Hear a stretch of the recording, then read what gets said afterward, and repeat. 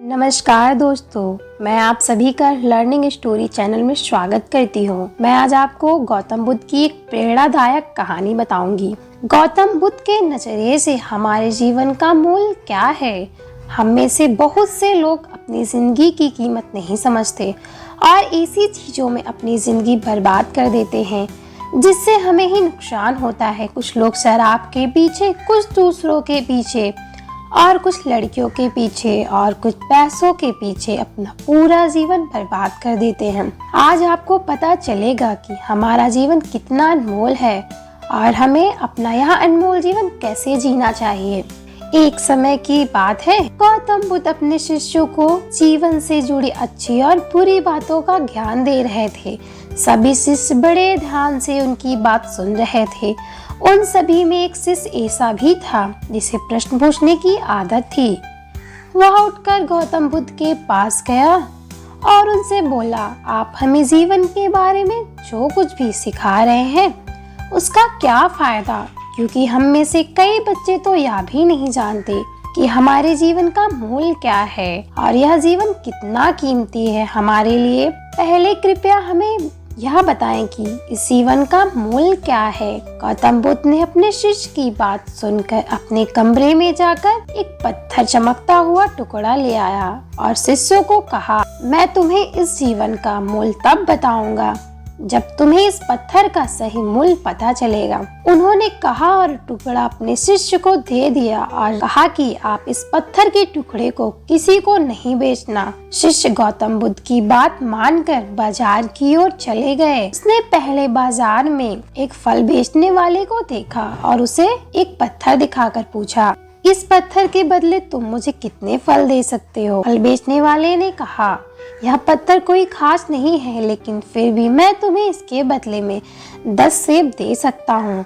वह शिष्य उस पत्थर को लेकर आगे बढ़ गया। तभी उनकी मुलाकात एक सब्जी बेचने वाले से हुई। शिष्य ने सब्जी बेचने वाले से पत्थर की कीमत पूछी तो सब्जी बेचने वाले ने कहा कि इस पत्थर की कीमत के बदले मैं तुम्हें अधिक से अधिक सब्जियां से भरा झोला दे सकता हूँ। और फिर सब्जी बेचने वाले ने पत्थर को ध्यान से देखा।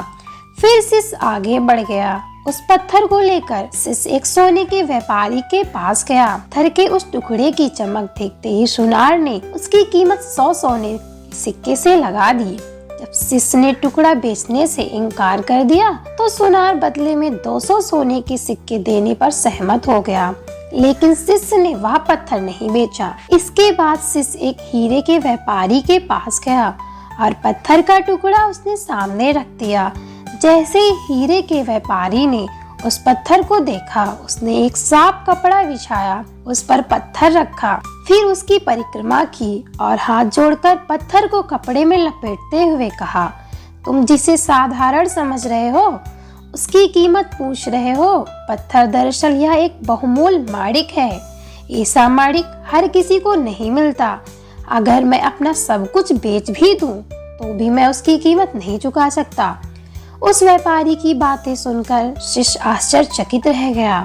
वह भागता हुआ सीधा बुद्ध के पास आया और बाजार में जो कुछ भी हुआ उसे बताया। उसकी आश्चर्यचकित बातें सुनकर गौतम बुद्ध बोले, तुम्हारे प्रश्न का उत्तर इस माणिक के मूल्य में ही छिपा है। हमारा जीवन भी एक माणिक है। माणिक किस तरह? माणिक की तरह यह भी अनमोल है, लेकिन हम इस बात को हमेशा नजरअंदाज कर देते हैं और अपने जीवन की कीमत नहीं समझते। हम दूसरों को देखकर और उनके जैसा जीने की कोशिश करके अपने जीवन का मूल्य कम कर देते हैं। हम सोचते हैं कि हमारे जीवन का मूल्य वही है जो दूसरे हमें बताते हैं, लेकिन हमेशा याद रखें कि दूसरा व्यक्ति आपको अपनी स्थिति, बुद्धि और समझ के अनुसार महत्व देता है।